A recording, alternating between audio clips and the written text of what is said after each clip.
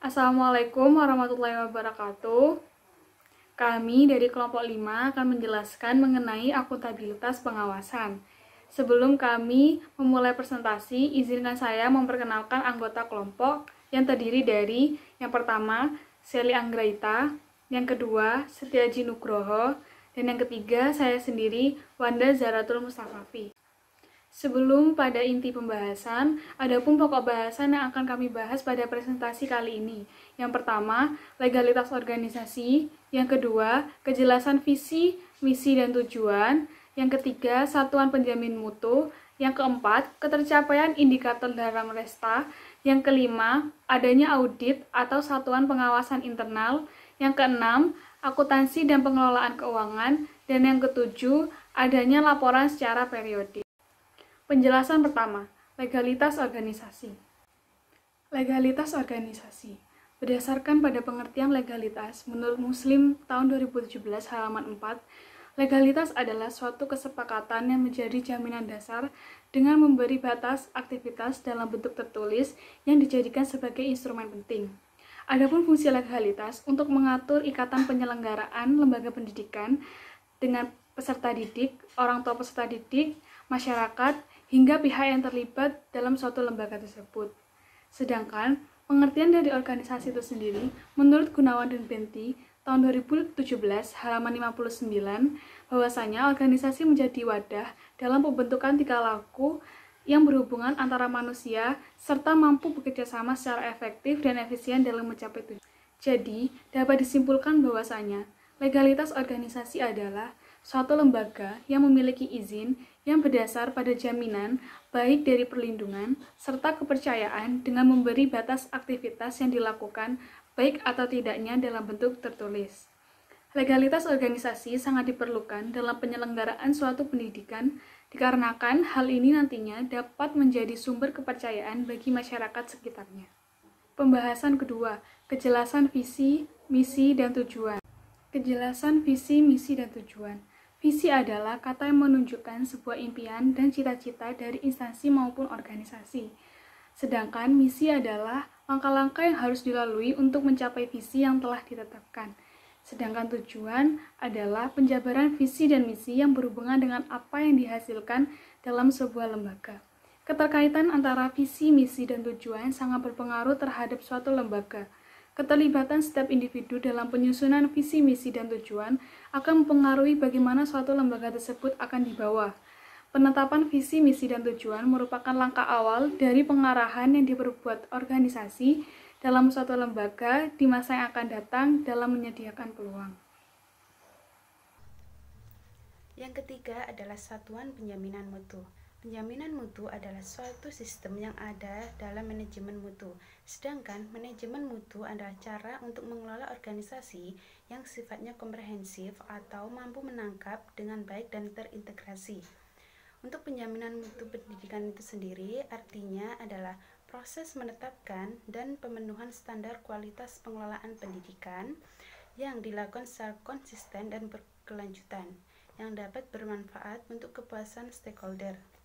Satuan penjaminan mutu dapat dilakukan dengan beberapa tahapan, yaitu yang pertama mengumpulkan data, yang kedua menganalisis data, yang ketiga penetapan pelaporan, yang keempat menyusun rekomendasi, dan yang kelima upaya melaksanakan rekomendasi untuk meningkatkan mutu pendidikan. Yang keempat adalah ketercapaian indikator dalam Renstra atau rencana strategis. Rencana strategis adalah suatu tindakan yang menyatakan rencana khusus untuk cara mencapai ke arah masa depan. Rencana strategis dapat dijadikan pedoman untuk pelaksanaan program, kegiatan, dan anggaran dalam jangka waktu 5-10 tahun yang akan datang. Perencanaan strategis lebih mengedepankan organisasi ke ranah masa depan, memungkinkan untuk melaksanakan strategi dan goals, menggunakan sistem pendekatan, memberi kerangka tentang sebuah keputusan, dan bergantung kepada pengukuran kinerja. Perencanaan strategis mempunyai peran penting untuk membangun sistem kerja yang bertujuan untuk mencapai harapan organisasi. Ketercapaian indikator dalam Renstra, contohnya yang pertama yaitu tercapainya standar kompetensi lulusan, yaitu peserta didik mampu menghargai dan menghayati ajaran agama yang dianutnya. Yang kedua adalah ketercapaian standar-isi seperti sekolah mampu mewujudkan visi, misi, dan tujuan sekolah tersebut. Dan yang ketiga adalah ketercapaian standar proses.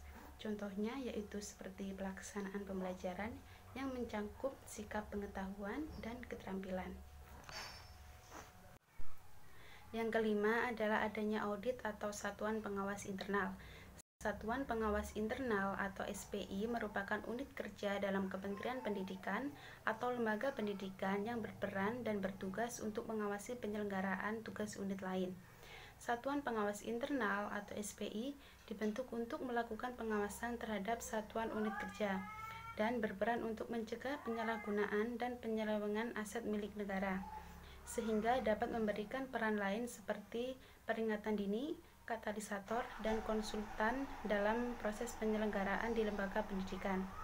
SPI atau Satuan Pengawas Internal juga memberikan pertimbangan-pertimbangan hasil audit internal untuk mencegah penyelewengan dengan memaksimalkan fungsi pengawasan. SPI atau Satuan Pengawas Internal memiliki 3 keanggotaan, yaitu yang pertama ketua merangkap anggota, yang kedua sekretaris merangkap anggota, dan yang ketiga adalah anggota. Yang keenam, akuntansi dan pengelolaan keuangan. Menurut Sadeli tahun 2016 halaman 2, akuntansi adalah suatu proses mengidentifikasi, mengukur, dan melaporkan informasi mengenai ekonomi guna untuk membuat pertimbangan serta mengambil keputusan yang tepat bagi pemakai informasi tersebut. Menurut Darmada dan kawan-kawan tahun 2016 halaman 59, setiap organisasi perlu menerapkan sistem akuntansi secara konsisten, karena dari manapun dana yang didapatkan dan bagaimana pengelolaan keuangannya harus mengacu kepada akuntansi, sebab hal ini dapat digunakan untuk mengukur akuntabilitas publik dalam suatu organisasi. Akuntabilitas dalam pengelolaan keuangan organisasi adalah kewajiban untuk memberikan laporan pertanggungjawaban atas kinerja suatu organisasi oleh pemimpin atau unit kerja kepada pihak yang memiliki hak dan wewenang untuk memintai keterangan tentang laporan pertanggungjawaban yang meliputi hasil kerja, keberhasilan menjalankan tugas, kegagalan, pelaksanaan misi yang diemban, serta kaitannya penggunaan dana dalam proses organisasi tersebut. Menurut Mubin tahun 2018 halaman 87, ada langkah akuntabilitas dalam organisasi supaya menghasilkan pendidikan yang akuntabel. Langkah akuntabilitas sebagai berikut. Yang pertama, penentuan rencana dan tujuan. Yang kedua, harus ada operasional program. Yang ketiga, adanya kewenangan dari otoritas atau petugas. Yang keempat, adanya pelaksana dan penanggung jawab tugas atau kegiatan. Yang kelima, adanya kriteria yang jelas. Yang keenam, adanya standar dari tiap program. Yang ketujuh, adanya laporan yang dilaporkan kepada pihak yang memiliki wewenang. Selanjutnya, materi yang ketujuh, adanya laporan secara periodik. Menurut Wahyuningsih tahun 2017 halaman 59-60, audit adalah suatu program kerja yang disusun dengan di dalamnya berisi kegiatan pengawasan, penilaian, pembinaan, pemantauan, dan evaluasi yang dilakukan oleh pengawas pendidikan pada suatu lembaga pendidikan. Laporan secara periodik sangat diperlukan oleh lembaga pendidikan karena dapat untuk mengetahui hasil capaian dan sebagai landasan atau patokan untuk pembuatan rencana yang baru sehingga dapat mencapai tujuan pendidikan secara efektif dan efisien. Menurut Ekawati dan Mujati tahun 2014 halaman 179, laporan secara periodik adalah laporan yang dibuat secara kontinu atau terus-menerus dengan jangka waktu yang telah ditetapkan. Menurut Koirunisa tahun 2019 halaman 20 sampai 21, laporan secara periodik memiliki manfaat atau peran sebagai berikut. Yang pertama, menetapkan standar. Yang kedua, mengukur kinerja. Dan yang ketiga, memperbaiki kekurangan. Sekian presentasi dari kelompok kami. Apabila ada kekurangan dan kesalahan, kami memohon maaf yang sebesar-besarnya. Wabillahi taufik wal hidayah. Assalamualaikum warahmatullahi wabarakatuh.